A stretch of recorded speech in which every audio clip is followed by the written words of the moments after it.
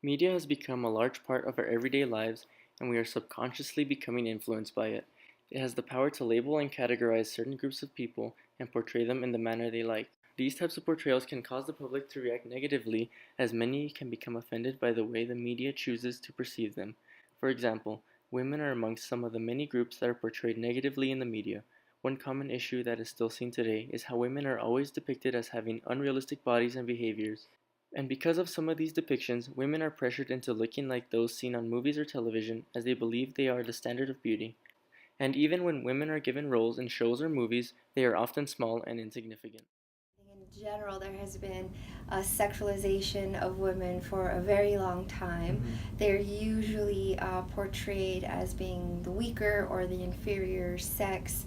And of course, that sexualization can occur not only in adult women, but also with girls who are very young as well.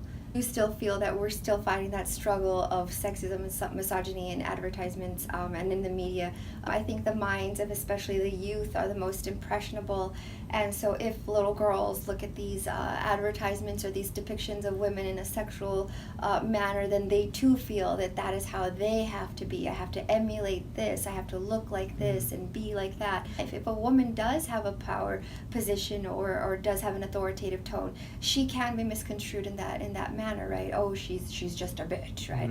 And usually even demeaned as seen as letting her emotions get out of control or something of that manner. So Even Disney, who has been known to be a very family friendly company, has been guilty of placing gender stereotypes within their A movies. very similar body type, which is probably a double zero, and then we think of what is the average size of a female in the United States, which is more like a 14.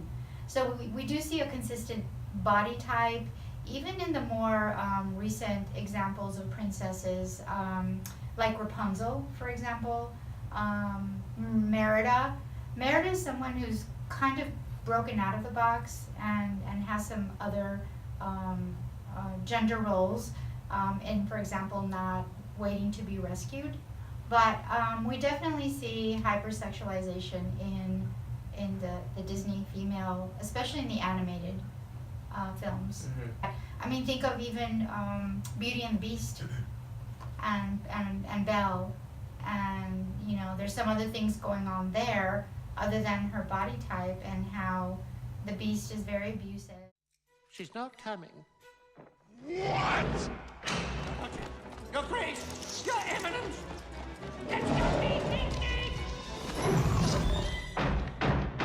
I thought I told you to come down to dinner. I'm not hungry. You'll come out or I'll break down the door. You can't stay in there forever. Yes, I can. Fine. Then go ahead and starve.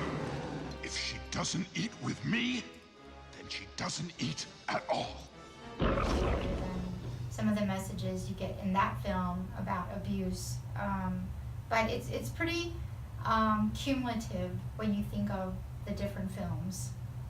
You can think of around Halloween time what you kind of see all of the young girls dressed in, or what every young girl wants to be dressed in, a princess costume. And so the influence is pervasive. It's definitely pervasive.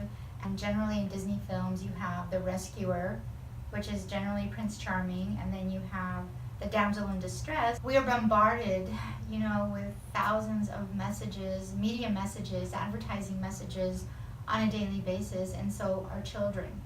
It's virtually impossible to shield them 24/7.